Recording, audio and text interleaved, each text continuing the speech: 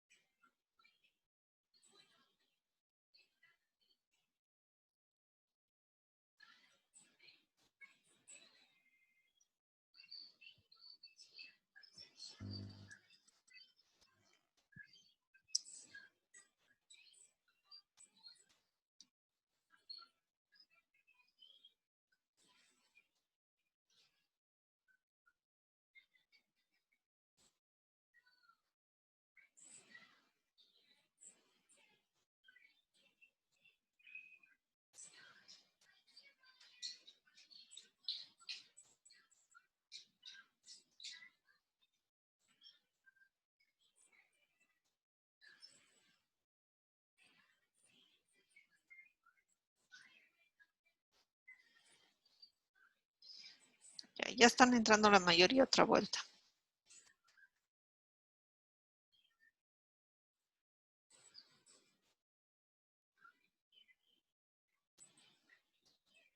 Era que le saqué un print screen a la pantalla. Pero bueno, vamos a resumirlo porque ya estamos en la recta final. Vamos a hacer otro dibujito para que entiendan claramente.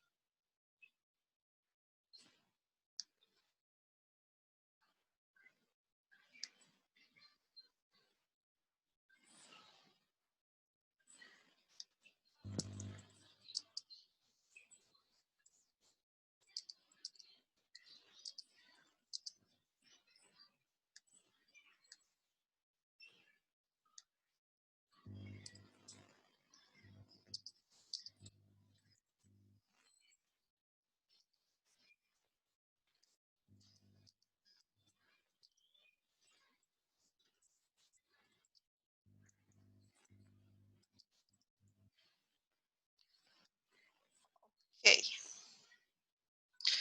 Uno más. María Belén. Ya.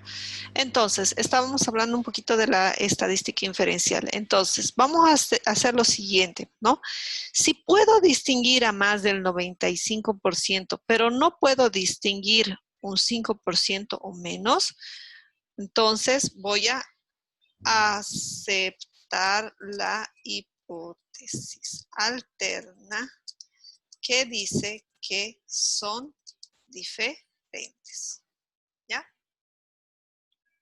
Caso contrario, si sucede lo contrario, que puedo distinguir a menos del 95%, lo vamos a poner en otro color. Sí, puedo distinguir menos del 95% de las personas o no puedo distinguir a más del 5% de las personas, voy a aceptar la hipótesis nula que me dice que son iguales o que no hay la evidencia científica suficiente para poder decir que son diferentes. ¿Ok? Vamos con Roberto que está entrando también. Ahora, ¿por qué esto es importante? Porque los nuevos tratamientos médicos, los nuevos fármacos, etcétera, pueden y deben tener una eficacia mayor al 95% y no menor, porque si tienen una eficacia menor del 95%, entonces es mejor estar con el tratamiento convencional, con el tratamiento con el cual los pacientes se han venido tratando hace años. Para modificar un tratamiento, para modificar una acción, yo debo comprobar con este 95% que es eficiente, que realmente hay diferencia.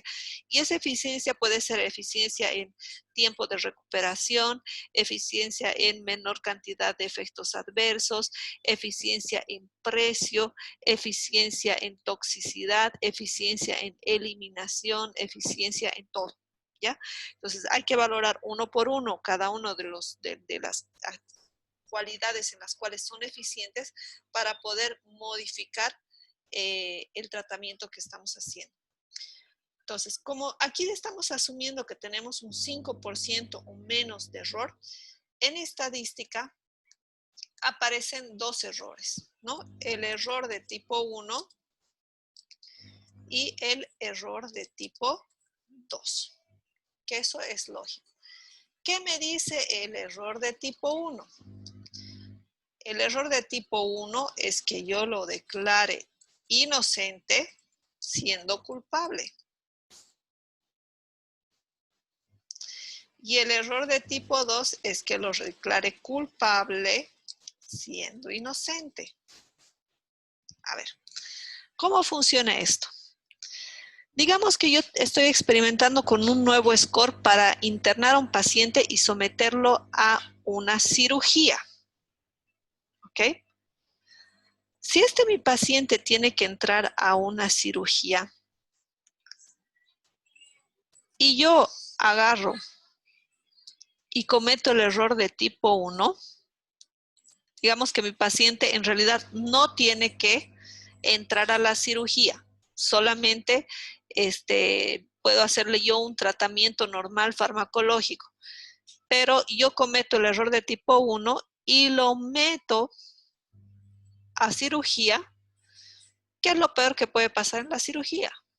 Que yo no encuentre nada, que le haya hecho la cirugía al cohete, que haya gastado dinero sin necesidad. ¿Ok? Eso es lo peor. Y que puede haber complicaciones postoperatorias, ok, las hay.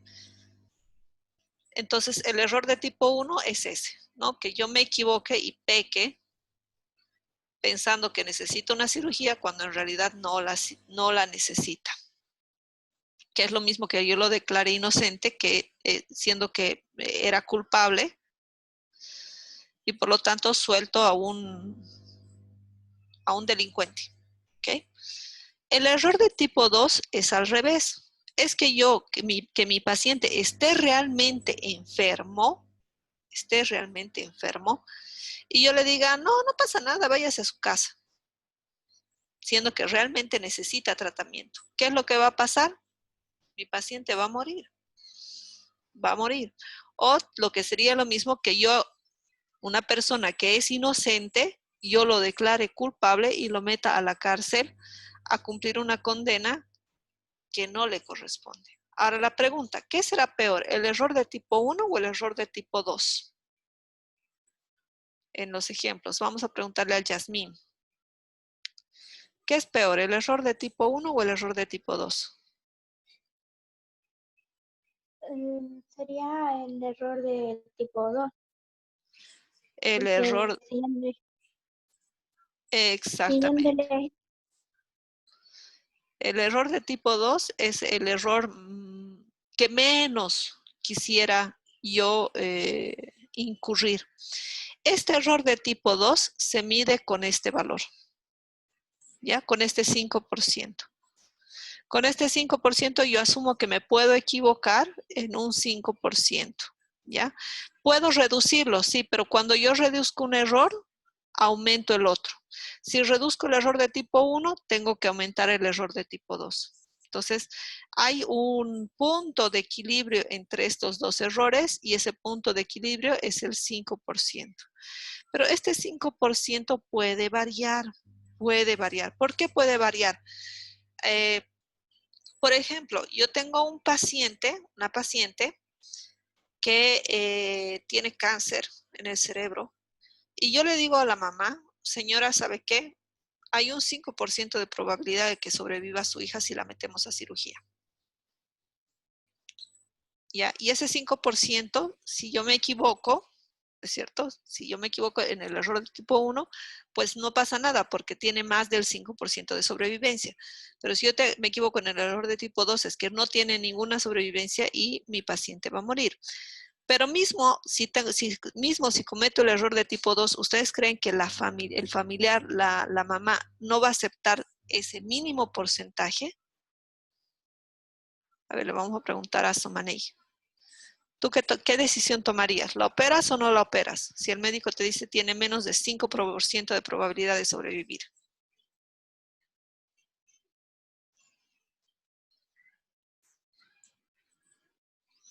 Samanei no contesta. Vamos con No, María. Lisa. Ahí está. Les decía, si yo tengo una paciente con un cáncer en el cerebro y yo sé que tiene menos del 5% de probabilidad de sobrevivir, ¿la opero o no la opero? La familia, ¿ustedes creen que va a decir que sí la opero o que no la opero? Que no, porque tiene, o sea, es un 5% es muy bajo. Y es obviamente que puede que salga así, puede que no.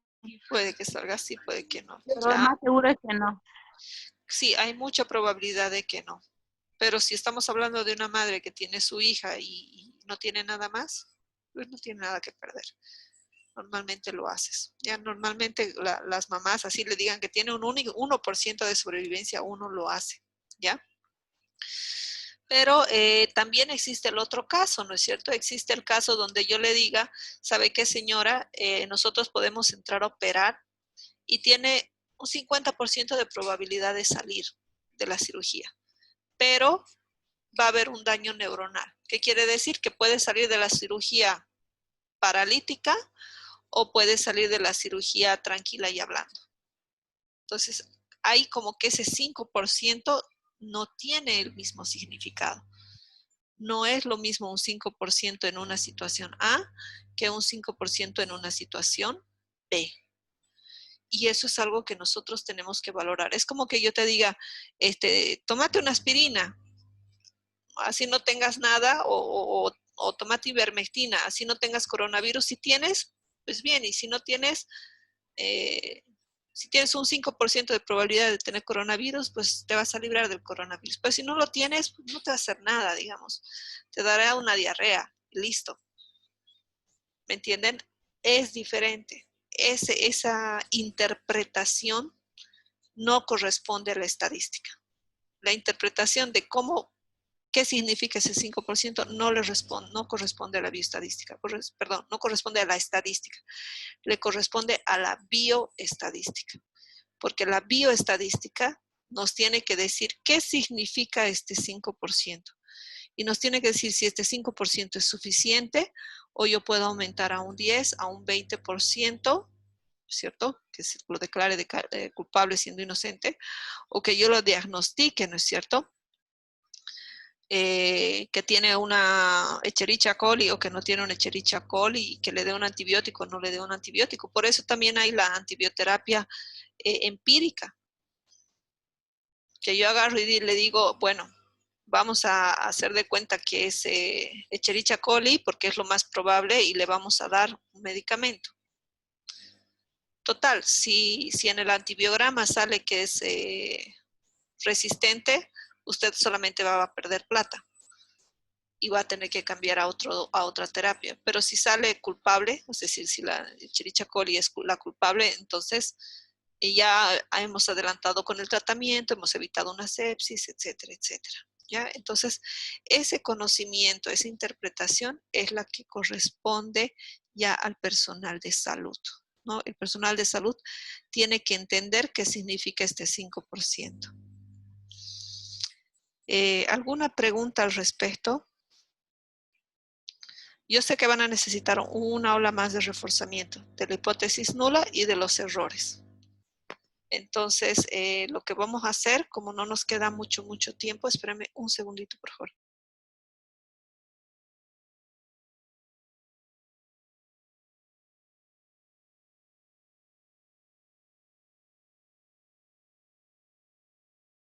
Ya, entonces, lo que vamos a hacer es, yo les voy a pasar una serie, porque nos queda, ya he hablado con la encargada, y la encargada me ha dicho que ya la primera semana y la segunda semana de junio ya tenemos que hacer el cierre.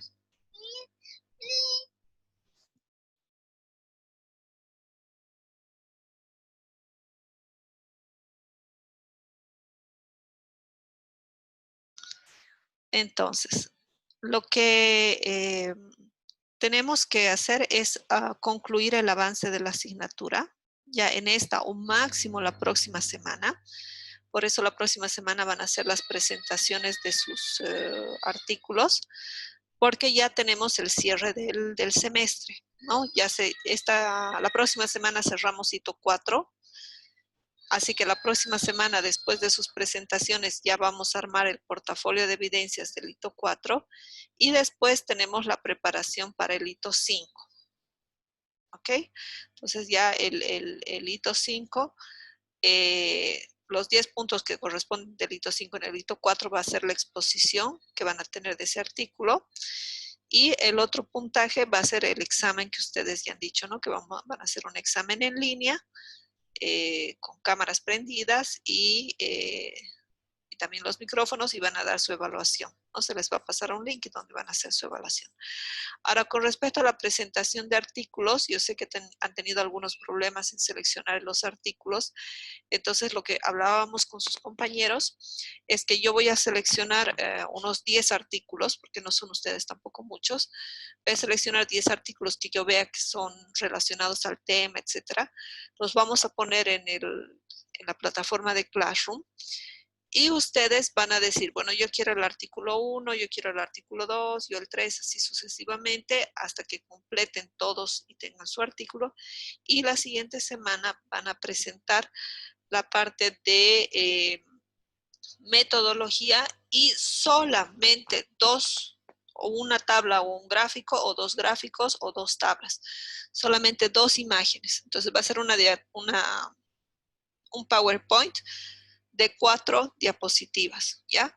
La primera donde esté la carátula con su nombre y el título del artículo, la segunda con la metodología que están utilizando para ver la parte de método estadístico, que sepan diferenciar población, muestra, variables, y después una tabla y un gráfico, o una tabla o un gráfico, o dos tablas o dos gráficos, nada más, ¿ok?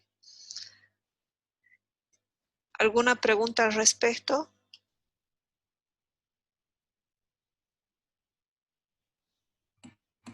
Dicen, dijo que usted iba a dar los artículos. Eso no entendí mucho.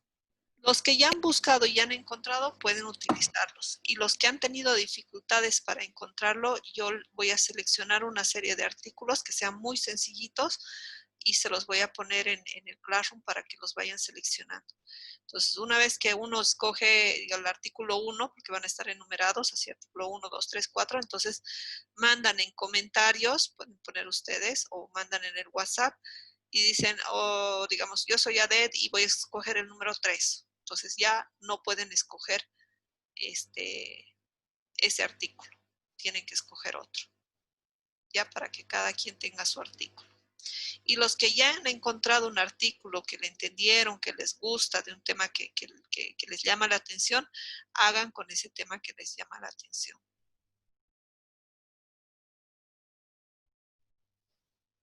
¿Ok? Entonces ya saben, solo 4 diapositivas, nada más. Porque si no nos vamos a extender y no es el objetivo de estar años con esto, no es una exposición magistral como en bioquímica que exponen casi 90 diapositivas. Adelante, Roberto, ¿tienes algo que decirnos? Nada. Ya, entonces, si tienen alguna duda, por favor, utilicen el chat. Si es algo que nos compete a todos, pues póngalo ahí para que todos nos enteremos y todos se beneficien con las preguntas y las respuestas. Y yo, por mi parte, me comprometo a subirles un videíto donde explique un poquito más acerca de la hipótesis nula, la hipótesis alterna, el famoso p-valor, que es este 5% o 0,05, para que hagan sus interpretaciones, ¿no? Quedaría pendiente lo que es riesgo relativo, pero yo tengo, ahorita en 10 minutos entramos a evaluar a los de bioquímica, su examen final de bioquímica.